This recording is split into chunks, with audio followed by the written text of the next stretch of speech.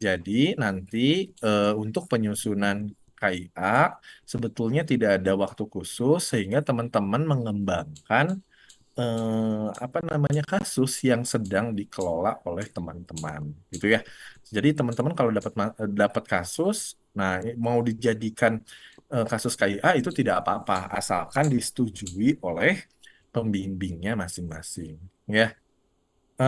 Mata kuliah ini akan berfokus terhadap pendekatan ilmiah sebagai strategi memecahkan masalah, identifikasi kebutuhan masalah ya, kemudian penerapan intervensi yang berbasis bukti dan juga penerapan nilai-nilai Islami dalam caring ya. Nah, wahana yang digunakan itu nanti teman-teman mengambil kasusnya ada yang di rumah sakit, di puskesmas ataupun nanti ada yang di komunitas. Bahasa pengantar yang digunakan adalah bahasa Indonesia dan untuk mengukur evaluasi pemahaman teman-teman ya dari mulai psikomotor, afektif dan kognitif itu akan diadakan sidang evaluasi dan dilaksanakan di ya gitu. Eh, bisa di nah, oke ya. Nah, adapun ini nanti teman-teman untuk komponen KIA persyaratan peserta ujian KIA. Oke, yang pertama itu telah menyelesaikan stase di semester 1 dan semester 2. Ya. Jadi nanti teman-teman yang boleh ujian KIA yang di semester 1 itu yang sudah menyelesaikan stase di semester 1. Tapi kalau yang ujian di semester 2, teman-teman harus menyelesaikan stase di semester 1 dan 2. Ya. Kemudian telah mengumpulkan laporan setiap stase, ya. Nah, teman-teman sudah menyelesaikan setiap stasenya dan juga telah menyelesaikan syarat administrasi. Biasanya nanti Paris apa syaratnya bocor. Nah, nanti ada di Pariski syaratnya biasanya bebas administrasi, bebas perpustakaan seperti itu ya. Kemudian nanti teman-teman juga dibimbing oleh satu dosen yang memang melakukan nanti pembimbingan dari KIA. Ya. Nah, nanti departemen yang teman-teman akan ampuh yaitu ada keperawatan medikal bedah, maternitas, anak, jiwa, keluarga, gerontik, dan juga gawat darurat. Kemudian, bagaimana kriteria kasus yang teman-teman ambil? Ya, di sini teman-teman akan dibimbing oleh satu orang dosen pembimbing dari kita, ya dari institusi. Kemudian nanti pengambilan kasus syaratnya pasien rawat inap, ya ataupun pasien keluarga yang dapat diobservasi minimal 3 hari. Kalau nggak 3 hari gimana, Gan? Ya, pasien dan keluarganya harus kooperatif. Kemudian pasien dan keluarga bersedia menjadi komponen ujian. Kemudian pasien dan keluarga dapat diobservasi minimal 3 hari. Itu yang di komunitas. Jadi cari mungkin nanti pada saat teman-teman bimbingan komunitas, kalau mau ngambilnya keluarganya, nah berarti minimal 3 hari bisa diobservasi. Setelah mendapatkan pasien dan melakukan asuhan keperawatan, teman-teman pendekatannya harus berdasarkan proses keperawatan. Dari mulai pengkajian sampai dengan evaluasi, dan hal tersebut harus selalu berkonsultasi dengan pembimbingnya masing-masing. Karena pembimbingnya sepertinya agak kesulitan untuk datang ke rumah sakit, sehingga setiap pengkajian teman-teman harus diskusi dengan pembimbingnya masing-masing. Ya, gitu. Selanjutnya, nah ini hal-hal yang harus diperhatikan. Nah, di minggu pertama pasien teman-teman dinas ya, atau nggak usah 1 minggu lah ya, 3 hari, 2 hari juga teman-teman sudah bisa mengamati ruangan. Kira-kira di ruangan tersebut kasus-kasusnya banyak apa ya. Nah, kemudian teman-teman tentukan kira-kira pasiennya mau apa yang teman-teman ambil. Nah, kemudian selain kasusnya, teman-teman juga harus dari sekarang sudah mencari EBN, ya, Evidence Based Nursing, di mana teman-teman mencari artikel-artikel yang bagus, ya, untuk menjadi landasan melakukan intervensi, ya, sesuai dengan kasus yang teman-teman mau dapatkan. Kemudian nanti EBN-nya dilakukan critical appraisal sesuai dengan lembar checklist ya. Nanti nanti ada lembar checklistnya. Kemudian ada proses pencarian EBN-nya. Nah, di sini ada link YouTube-nya. Silakan teman-teman cari gitu ya untuk pencarian EBN. Kemudian mahasiswa hanya perlu mencari EBN yang level of evidence-nya itu lebih tinggi ya. Kan kemarin udah belajar retrieve ya, literatur review ya. Nah, level of evidence-nya harapannya teman-teman punya ya minimal systematic review dan meta analisis atau RCT gitu ya. Yang memiliki hasil critical appraisal yang bagus gitu ya. Jadi kalau misalnya teman-teman punya satu artikel yang systematic review atau RCT bagus sebagai rujukan. Tetapi minimal teman-teman nanti mempunyai 5 artikel untuk menunjang intervensi tersebut. Ya. Nah, di sini dikatakan minimal systematic review dan meta analisis dengan critical appraisal yang baik. Ya. Nah, cukup misalnya satu tapi ditunjang dengan artikel-artikel lain. Kemudian di hari berikutnya teman-teman melakukan pengkajian sampai dengan eh, memunculkan diagnosa keperawatan. Dan teman-teman langsung menerapkan EBN-nya di pasien tersebut. Ya, gitu. Misalnya EBN-nya apa? Misalnya EBN-nya melakukan SEF. Nah, silakan teman-teman melakukan EBN tersebut sesuai dengan SOP atau rujukan dari artikel tersebut. Gitu ya.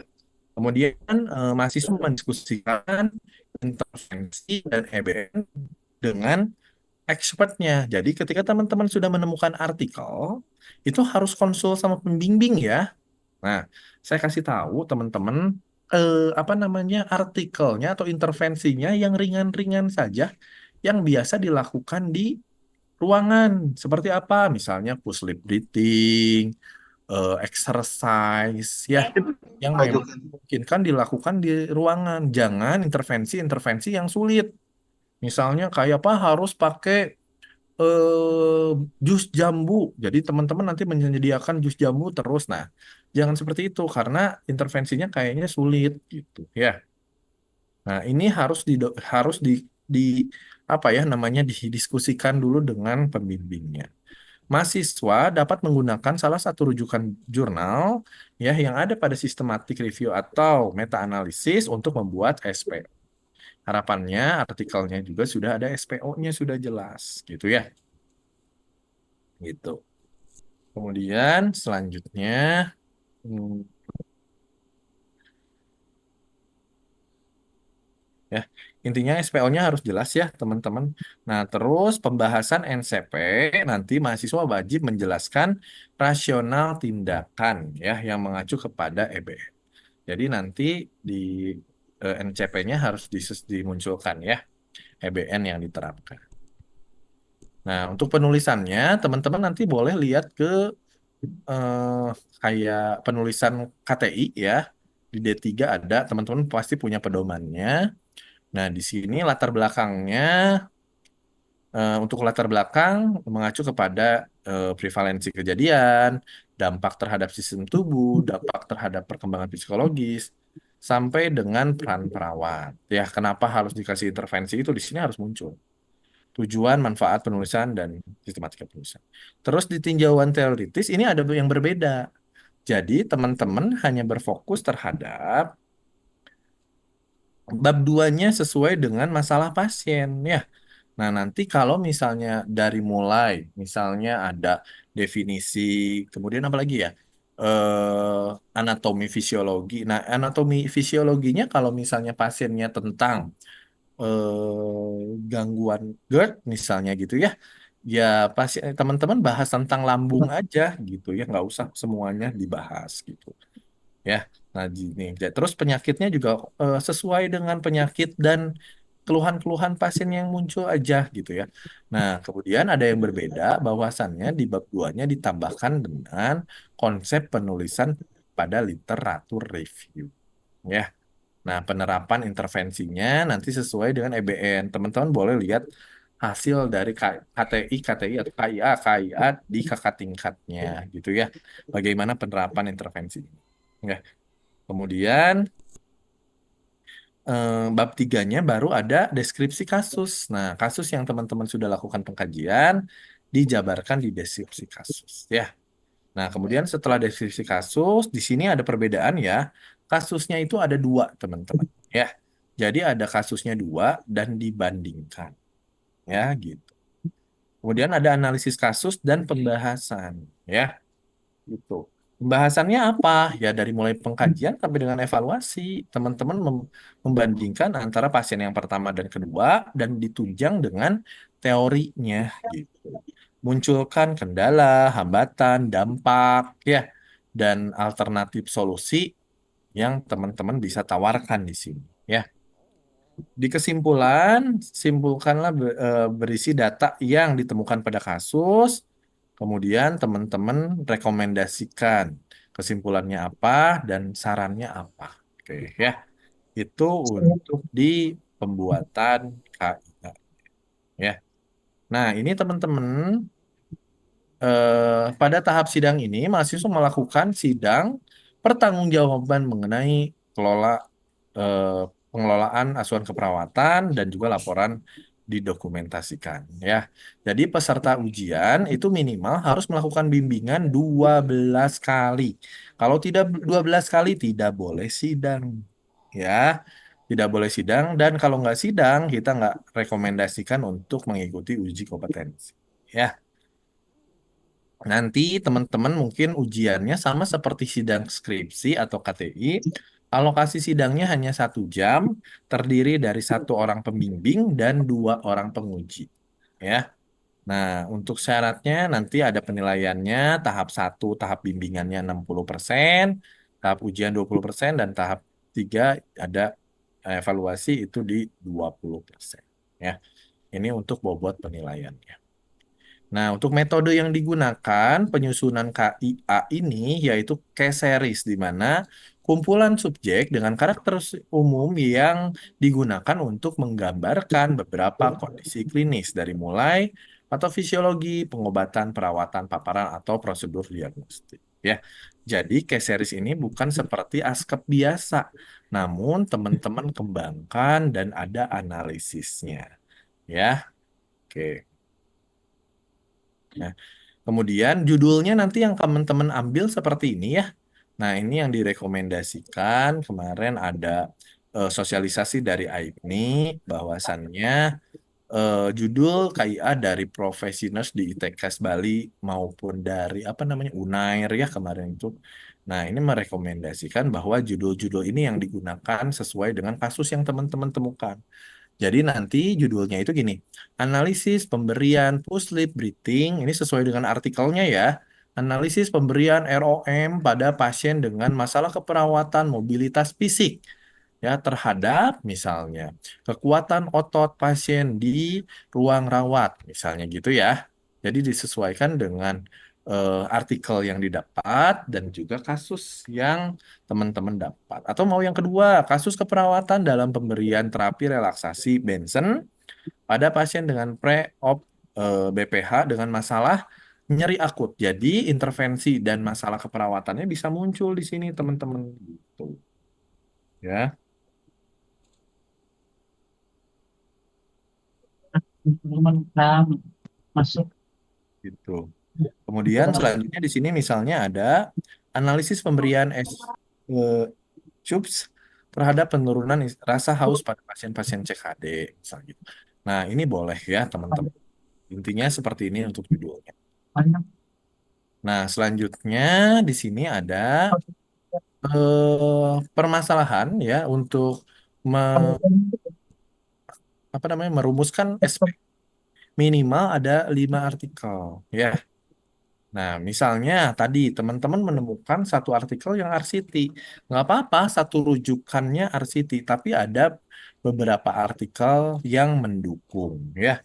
Nah, minimal 5. Jadi artikel yang sama. Misalnya teman-teman mau, ya saya menggunakan aspek Pak. Oke, berarti ada 5 artikel yang apa namanya? intervensi penggunaan espek untuk menurunkan nyeri. Nah, boleh gitu ya. Nah, untuk menentukan masalah klinis ini membuat PICO. Ini harus koordinasi dengan pembimbing ya. Kemudian mencari literatur melalui media online, sebutkan di mana sumber pencarian jurnalnya. Harapannya teman-teman bisa akses nih, boleh minta ID-nya ke perpustakaan. Ada EBSCO, PubMed, Progress, Cinal, dan juga OneMed ya. Nah, atau misalnya beberapa artikel yang direkomendasikan ya. Jadi nggak cuman di portal-portal Google Scholar yang teman-teman tahu, tapi kalau di Indonesia misalnya yang terakreditasi dari portal Garuda, boleh silakan ya. Jadi Mas. kalau artikelnya bagus, biasanya artikelnya juga di apa namanya di portal yang bereputasi juga gitu ya. Kemudian hasil dan juga pembahasan tuliskan keputusan klinis sesuai dengan critical price. Ya. Kemudian lakukan pembahasan membuat SPO sesuai dengan temuannya ya. Jadi teman-teman nanti harus memunculkan SPO-nya ya gitu. SPO-nya dibuat dari mana? Ya dari artikel-artikel ini rekomendasinya seperti apa ya gitu. Nah, ini ada Critical Appraisal Skill Program. Teman-teman boleh menggunakan apa namanya GPI ya atau menggunakan Critical Appraisal Program itu boleh untuk menilai kualitas artikelnya sudah bagus atau belum gitu ya. Nah, eh, jadi nggak asal ngambil artikel, tapi teman-teman nilai dulu artikelnya bagus nggak? Karena kalau artikelnya bagus itu punya scoringnya nantinya ya. Nah, ini nanti bab 3. Bab 3 dideskripsikan karakteristiknya ya. Di sini untuk bab 3 lihat dari mulai kan bab 3 itu analisis kasus ya. Nah, jadi di sini ada pasien dan pasiennya ada dua. Jadi kalau teman-teman ngambil pasien CKD, harapannya pasiennya CKD juga. Jadi ada pasien satu sama-sama CKD, pasien dua sama-sama CKD gitu ya. Nah, di sini misalnya, Pak boleh nggak minggu pertama saya ngambil kasus yang A, minggu kedua saya ngambil kasus C, itu nggak apa-apa gitu ya. Asalkan pasiennya ada gitu ya. Namanya Tuan A atau Tuan J, jenis kelaminnya laki-laki, umurnya yang satu 62 tahun, yang satu 52 tahun. Status perkawinannya sama kawin, tapi yang satu mah petani, yang satu mah PNS gitu ya. Sama-sama agama Islam, sama-sama yang satu mah sarjana, yang satu mah SMA. Nah, ini nanti di dibandingkan ya. Nah, di sini dilihat pasiennya keluhan utamanya sesak napas keduanya gitu ya. Nah, ini boleh ya. Nah, di sini teman-teman riwayat penyakit sekarangnya nanti dijabarkan seperti ini. Formatnya menggunakan format yang ada pada Askep KMB. Ya, kalau teman-teman dapat jiwa ya dapat pakai jiwa, yang pakai anak pakai anak, namun pasiennya dibuat tabel seperti ini, gitu ya. Jadi ada dua pasien. Nah, di sini pada umumnya dua-duanya lemah, yang satu tanda-tanda vitalnya turun, yang satu tinggi. Nah, ini bisa dilakukan pembahasan nanti. Dari hasil pengkajian, pasien pertama tekanan darahnya 90/80. Tapi pasien yang kedua itu 140/90. Nah, hal ini diakibatkan karena pasien yang pertama itu apa, pasien yang kedua itu bagaimana. Nah, itu bisa dijelaskan oleh teman-teman. Ya. Ini untuk hasil pengkajian. Nah, ini untuk pembahasan, ya. Nah, nanti seperti ini pembahasannya. Pembahasan itu dari mulai pengkajian sampai dengan evaluasi. Nah, pasien berusia 52 tahun, jenis kelamin laki-laki PNS tadi dengan diagnosa medis CHM. Pasien dengan keluhan sesak, tampak lemah, eh, dan keluhan yang dirasakan oleh pasien yang pertama dan pasien yang kedua sesuai dengan konsep dari Brunner dan Sudat bahwa pasien gagal jantung ditandai dengan terjadi kegagalan antara ventrikel misalnya gitu ya. Dan pada pasien ini akan menimbulkan kongesti pulmonal. Nah, itu kenapa keduanya sesak itu diakibatkan oleh adanya kongesti pada pulmonal gitu. Kemudian yang kedua, oh yang satu mah ada hipertensi, yang satu mah enggak. Nah, kenapa bisa dua-duanya terkena, misalnya gagal jantung? Nah, itu boleh dijelaskan oleh teman. Ya, nah hal itu nanti ada di diagnosa juga sama. Di diagnosa, kenapa yang satu mah ada diagnosa A, kenapa yang kedua mah nggak ada diagnosa B? Nah, itu mah nanti dijelaskan ya. Oke, intervensinya harusnya sama ya, teman-teman. Intervensinya harus sama antara yang A dan juga yang kasus satu dan juga kasus dua.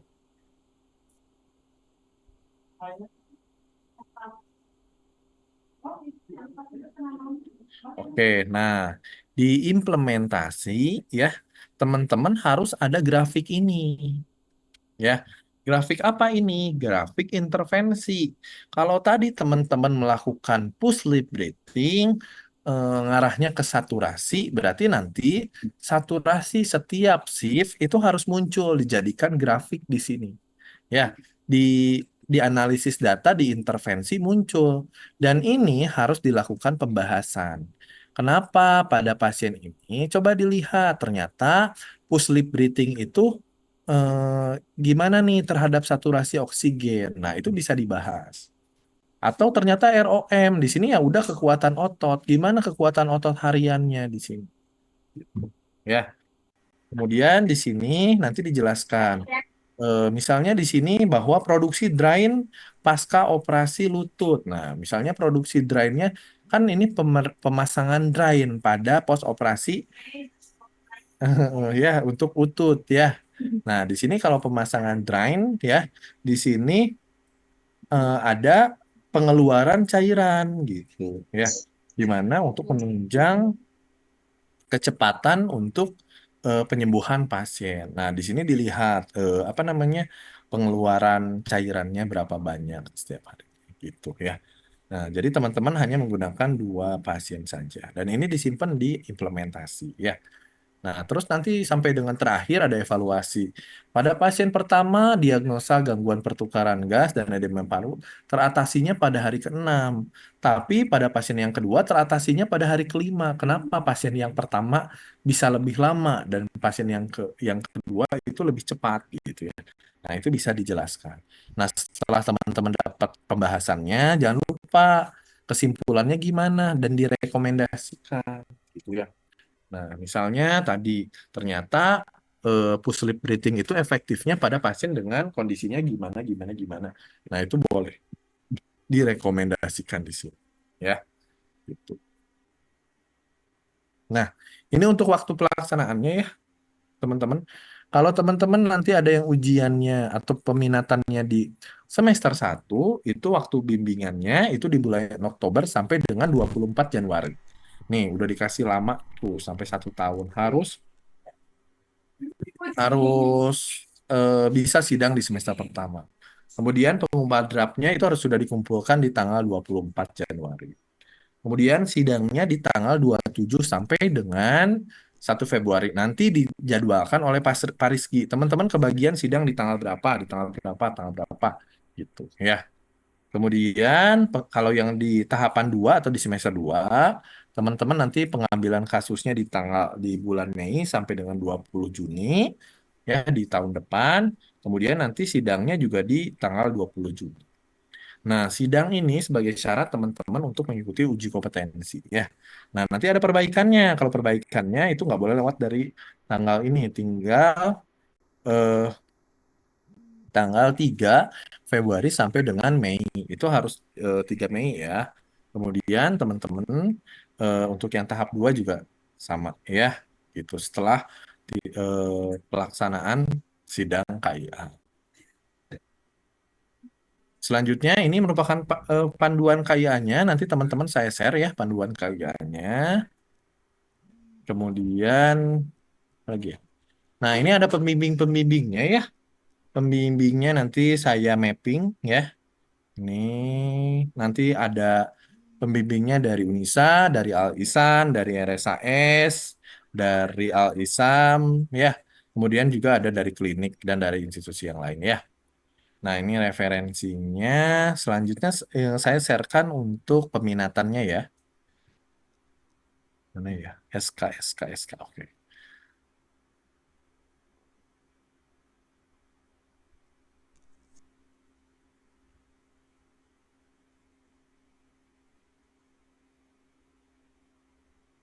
Nah, kelihatan nggak? Kelihatan nggak ya? Nah, ini nanti silakan ada Wiwin, Bella, Siti, Laila, Khairunisa. Ini di Departemen KMB itu ada Ibu Ine ya pembimbingnya. Nah, teman-teman, saya harap hari ini atau paling telat besok teman-teman sudah menghubungi pembimbingnya masing-masing. Dan harapannya dibuatkan grup saja, langsung di-add aja pembimbingnya biar maksudnya bisa komunikasi karena kan mungkin ada yang minggu ini sudah di Departemen KMB gitu ya karena Departemen KMB kan panjang ya 5 minggu gitu ya. Nah ini terus ada Dwi, Wahyuni, Sinta, Silvi, Dini, dan Belagar itu ada Bu Nina pembimbingnya masih di Departemen KMB.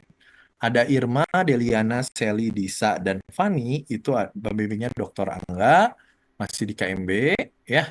Kemudian kalau Soraida, Devina, Putri, Fadila itu di Departemen KMB juga.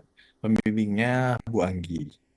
Kemudian Sally, Dita, Mugi, Devita, dan Firda itu pembimbingnya saya di KMB. Ya. Kemudian ada Ilham, Ananda, Adia, Asri, dan Nurul.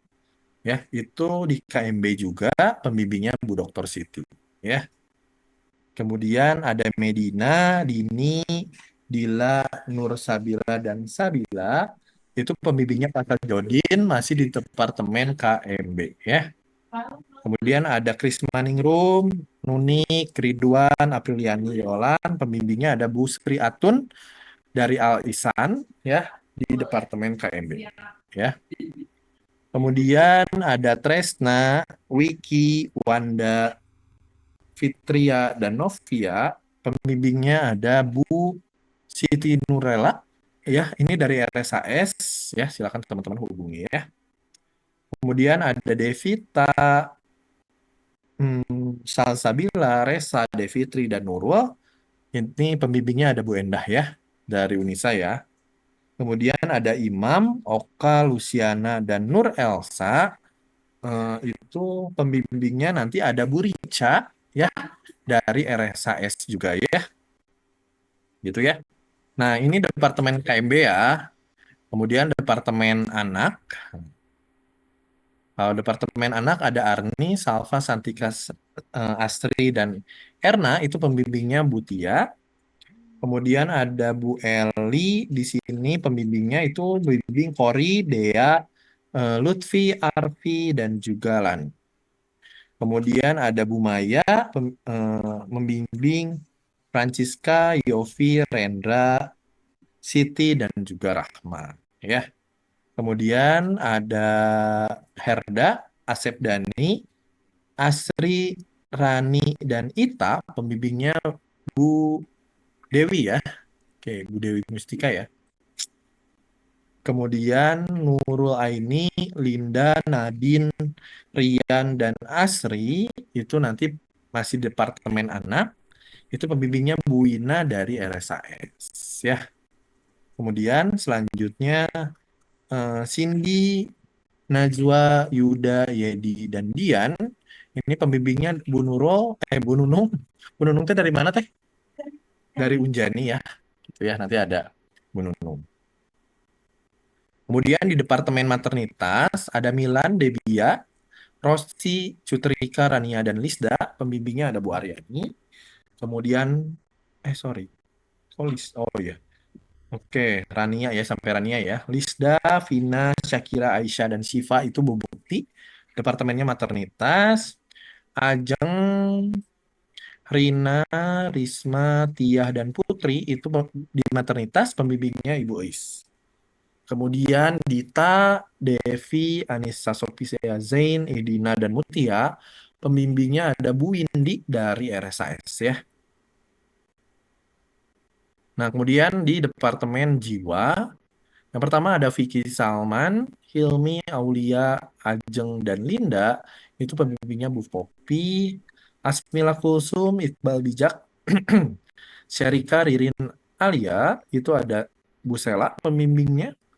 Kemudian ada Diandra Alfia Anissa Ayu, itu pembimbingnya ada Bu Yulianti. Kemudian Cika, Khalifah, dan Dini, itu ada Bu Ici dari RSJ juga. Bu Yulianti itu dari mana teh? Bu Yuli teh? Oke, dari PLNI Jakarta ya. Jadi ada mungkin bimbingannya bisa daring ya. Kemudian ada Pak Rohman. Pak Rohman dari mana teh? Pak Rohman. Ada Pak Rohman, Saifuddin, eh, Neng Viva, Ainun. Ini dari Pak Rohman ada dari Unisa ya. Nah, kemudian ada keperawatan kritis, teman-teman. Nah, ada Yusma, Rika, Bunga, Rangga, Meldi. Ini pembimbingnya Bu Santi. Kemudian Regina, Dewi, Erli, Hasna, dan Melda. Itu ada Bu Nuni. Kemudian Yosi, Ratna, Ganjar, Vina, Nisa, dan Desti. Masih di keperawatan kritis, pembimbingnya ada Bu Evi Nurjana dari Al Islam ya. Kemudian Bu Siti Nurul, Asep Rohmat, Felicia Maulida, dan Septia. Di keperawatan kritis itu ada Panandar dari RSUD Sumedang ya untuk pembimbingnya. Selanjutnya kalau untuk KMB sorry.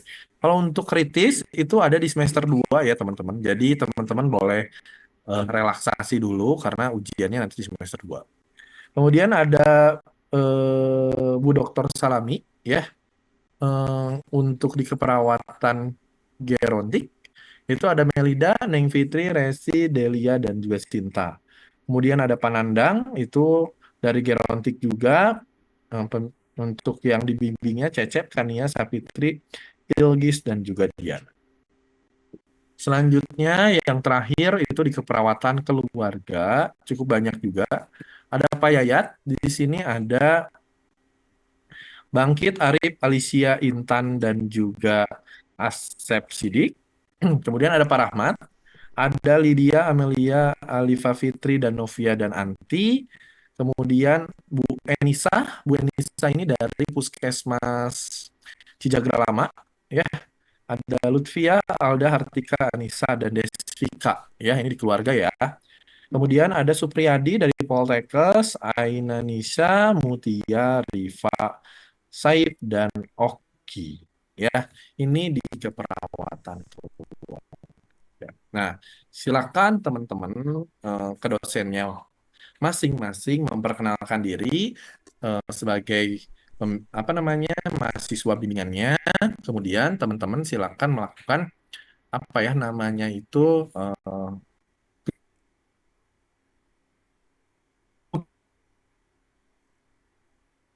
ya pembuatan grup biar masih lagi yang di semester pertama sekarang sudah mulai gitu ya. Oke. Silakan teman-teman ada yang mau ditanyakan sampai sini untuk sosialisasi KIA. Nanti saya share ya SK bimbingannya ya ke teman-teman. Izin Silakan Pak, ada yang mau maaf. ditanyakan. Ya, silakan. Siapa ini? Ilham Pak. Ya, silakan Ilham. Maaf Pak, kalau seandainya untuk kayak ini kan sekarang kita lagi di stase maternitas atas Ya, KMB betul. gitu Pak ya. Nah, untuk ruangannya yang ada di tempat yang udah dipilihkan lagi praktek gitu Pak. Oke. Ya, ada lagi Kang Ilham? Cukup? Cukup. Oke, ya. Jadi nanti teman-teman untuk apa namanya ya? Nama-nama. Nggak bisa gitu? Oh, oke, ya. Jadi teman-teman untuk kayak ini ya penyusunannya sesuai dengan ruangannya masing-masing. Tadi saya bilang, jadi kalau Kang Ilham sedang di ruangan KMB, nah sedang Kang Ilham juga kebagian tentang Departemen KMB. Nah, silakan Kang Ilham ngambil kasus di praktekkan KMB. Misalnya sekarang lagi di Alisan itu di ruang Said sama di ruang UBK, ya udah ngambilnya di ruang UBK dan juga Said. Ingat koordinasinya dengan pembimbing masing-masing, bukan ke CI dari sana, tapi ke pembimbing masing-masing. Ya sesuai dengan saya pengennya kayaknya ngambilnya pasien CHF, ya udah ngambil aja pasien CHF. Sesuai kan tadi ada waktu analisis dulu, teman-teman analisis dulu mungkin 3 hari. Tapi kira-kira di sini kasusnya banyaknya apa ya? Oh, sekarang mah lagi banyak DM atau gagal ginjal. Ya udah, ambilnya tentang gagal ginjal. Terus teman-teman diskusi sama pembimbing. Saya kayaknya Bu mau ngambilnya kasus gagal ginjal. Oke, ada kasusnya di sana ada. Oke, terus setelah misalnya fiksasi kasus gagal ginjal, teman-teman jangan lupa sebelum ke pasien, teman-teman harus menentukan dulu apa namanya EBN-nya, apa yang mau diterapkan di pasien. EBN-nya jangan yang sulit-sulit ya, karena kalau yang teman-teman yang sulit-sulit, apa ya namanya, terlalu beresiko terhadap pasiennya. Sehingga teman-teman silakan lakukan intervensi yang sering dilakukan ke pasien, gitu ya, yang mudah dilakukan ke pasien, gitu ya, gitu ya. Siap, Pak. Terima kasih. Assalamualaikum, izin bertanya Pak. Ya, gimana Teh? Kalau untuk yang kebagian kritis itu gimana Pak? Kan intervensinya 3 hari ya untuk melaksanakannya. Oke, nanti Teteh ngambil kasusnya kan di ICU ya. Kalau di ICU kan mudah-mudahan lama-lama ya pasiennya ya. Jadi saya kira sih kayaknya bisa gitu ya di ICU gitu ya. Nah, terus nanti intervensi juga harus disetujui oleh pembimbing. Intinya, teman-teman, jadi jadi menghubungi pembimbing itu jangan setelah mendapatkan kasus ataupun pengkajian. Tapi dari awal-awal sekarang. Sekarang mau kasusnya apa? CHF, oke. Di rumah sakit banyak kasusnya CHF, oke. Terus kira-kira apa yang kamu mau terapkan? Apa yang kamu mau capai? Misalnya, ya saya mau mengambil tentang, misalnya ya, pembatasan cairan pada pasien CHF. Apa yang dinilai nantinya? Misalnya, UDEM, misalnya gitu ya. Fitting edema, nah itu boleh silakan. Gitu. Ya. Nah, ingat teman-teman yang direkomendasi,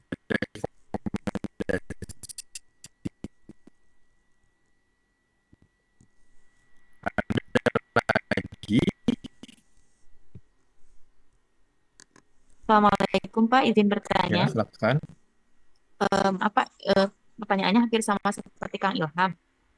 Kan saya memang berdinas di Islamnya di ruang medikal bedah, tapi kebetulan ruangan saya tidak masuk di lahan praktek KMB. Kalau misalkan saya ngambilnya di tempat saya berdinas, jadi tidak boleh ya Pak ya?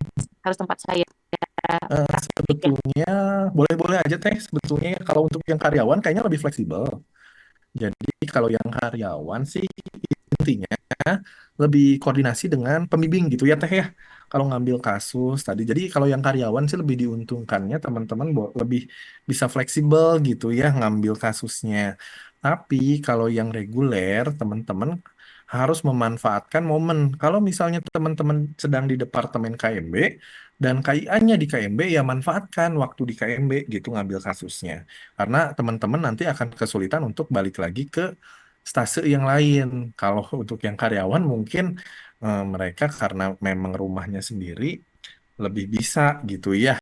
Tapi kalau yang reguler itu harapannya tadi itu bisa gitu ya. Tapi tadi ya Teh ya meskipun bisa mengambil harapannya di mengikuti stasenya masing-masing gitu ya. Tapi nanti itu mungkin ya ada lagi teman-teman. Terima kasih Pak. Ya, mangga. Ya, ingat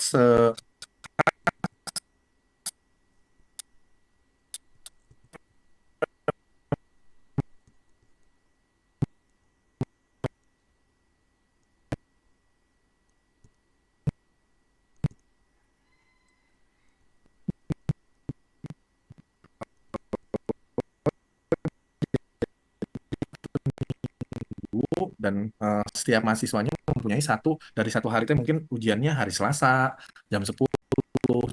Jadi yang lainnya sih free gitu ya. Ya, seperti itu. Kemudian apalagi ya? Tadi dari sekarang menghubungi pembimbing ya teman-teman, kecuali mungkin yang semester 2. Yang semester 2 mah nanti aja gitu ya. Masih aman gitu. Tapi kalau mau dihubungi sekarang, tapi kalau yang pembimbingnya Pak Supriyadi, nanti saya koordinasi dulu sama tim Gerontik ya, jangan dulu dihubungi ya. Nanti kalau misalnya sudah, nanti hubungin saya dulu. Kalau misalnya sudah ada lampu hijau, boleh teman-teman menghubungi Pak Supriyadi. Soalnya tadi beliau nggak ikut rapat gitu ya, belum tahu ya. Ayo yang reguler ada pertanyaan, silakan.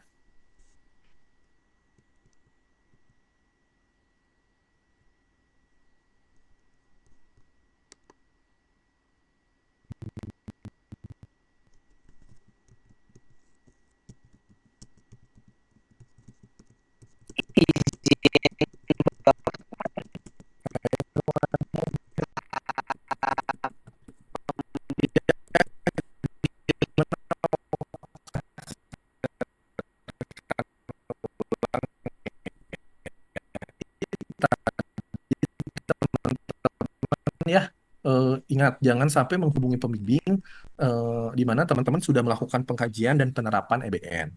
Ya, jadi EBN itu harus dikonsultasikan sebelum teman-teman penerapan ke pasien. Pembimbing harus menimbang bahwa SOP-nya sudah jelas, kemudian aman dilakukan gitu ya.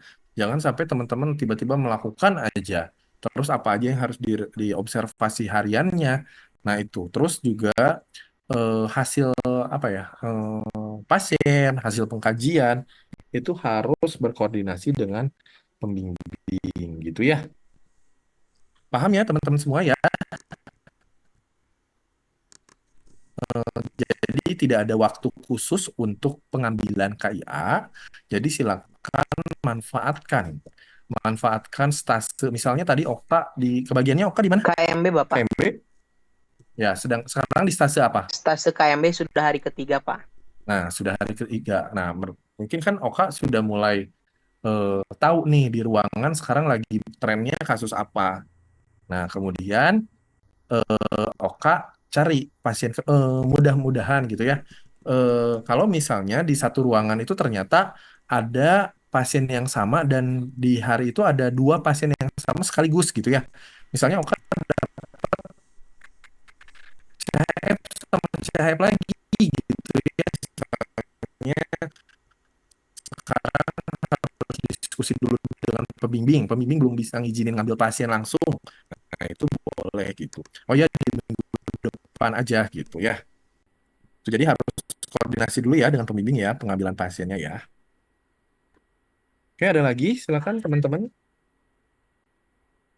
Jadi dari sekarang sudah mulai searching artikel ya untuk penerapan ke pasiennya. Pastikan intervensi yang diterapkan itu intervensi yang aman dan intervensi keperawatan ya. Oke, boleh teman-teman kalau ada pertanyaan lagi? Kayaknya cukup ya. Kalau cukup, teman-teman boleh on cam dulu. Kita dokumentasikan dulu ya sosialisasi hari ini.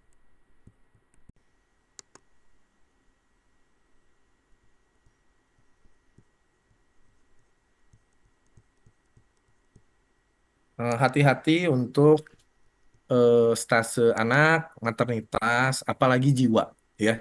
Jiwa Tapi memang karena karena proses adanya di Bumi Kahirman kehamilan, dan juga di adaptasi RSJ. kehamilan. Jadi tidak Jadi perlu teman-teman diterapi nanti antibiotik kesulitan ya untuk kalau balik kita lagi ke melihat rumah sakit jiwa. ada pasien Jadi dengan harus strict ya. tekanan apa Nanti namanya kalau sel mau darah putihnya pembimbingnya bisa meningkat lah, ya. silakan diskusi dengan Apalagi bersama tapi ya untuk mengambil tetap harus keputusan. ada waspada secara klinis misalnya memang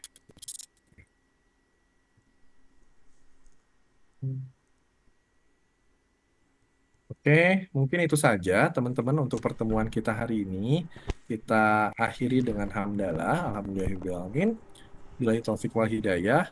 Wassalamualaikum warahmatullahi wabarakatuh. Waalaikumsalam warahmatullahi Waalaikumsalam warahmatullahi wabarakatuh. wabarakatuh. Turun. Ya, Waalaikumsalam. teman boleh live ya. Ya, Pak. Turun, Pak.